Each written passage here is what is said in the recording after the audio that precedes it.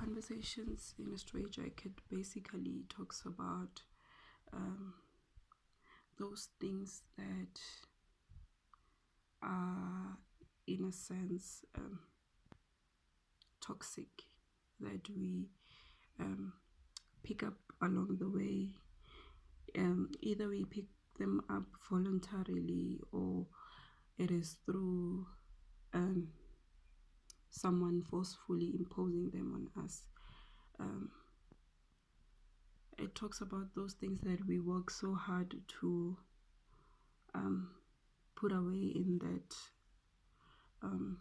closet full of skeletons that we choose not to address. We just simply become in denial about certain things.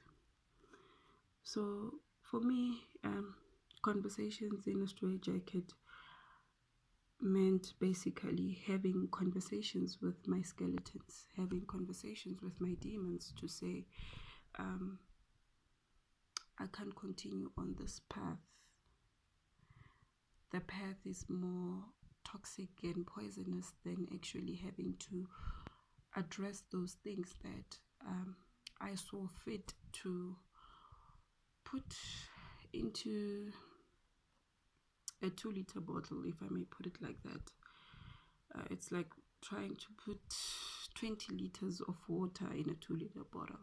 So basically that was what I was doing. And I think to a greater extent it had got me to a point where I was on the verge of destruction. Like to some extent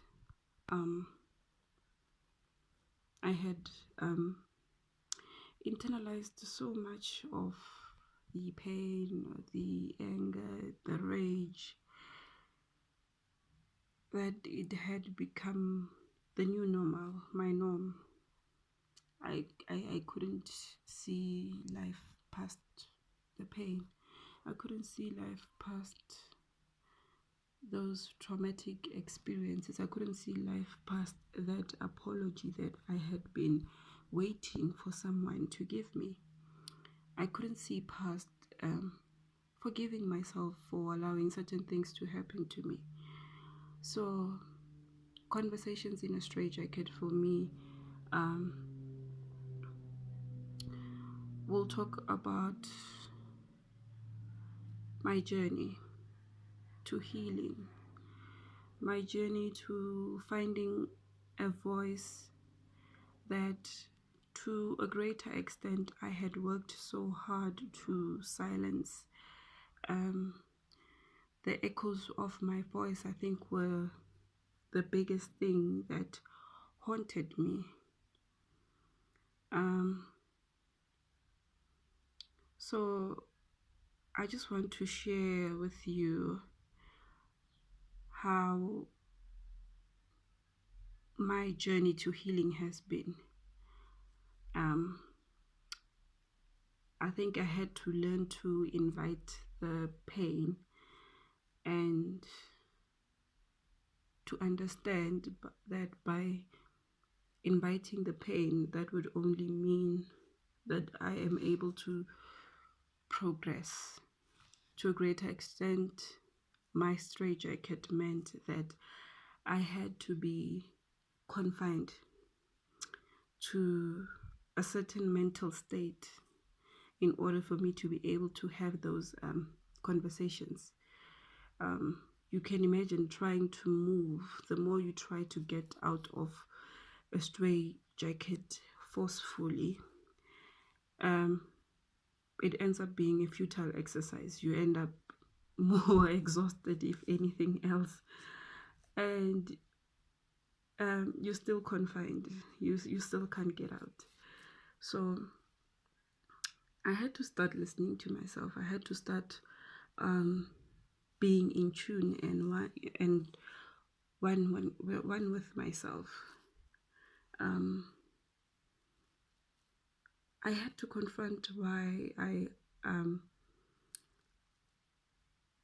it was better to deny certain things and not address them, and how has that put me in the mental space that I found myself in. So, yeah, I'm just looking forward to talking to you about a range of topics which are, I would say, of importance, or of paramount importance to actually um, breaking me down. I think it was at a point where I was at my lowest that I was actually able to find myself and to pull myself out. Um, I had a lot of help, um, in the form of friends, in the form of sisters, but it also got me wondering,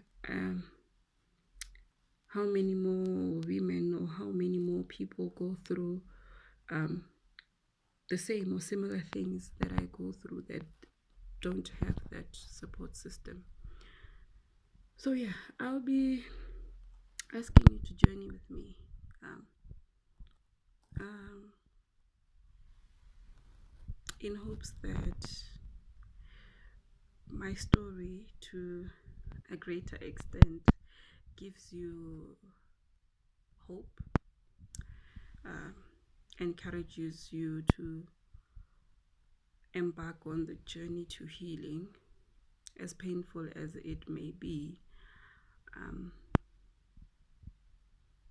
and to just have that moment of self introspection, that moment of um, having a conversation with yourself.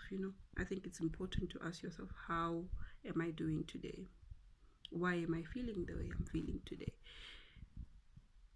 And to just be in tune and at peace with yourself.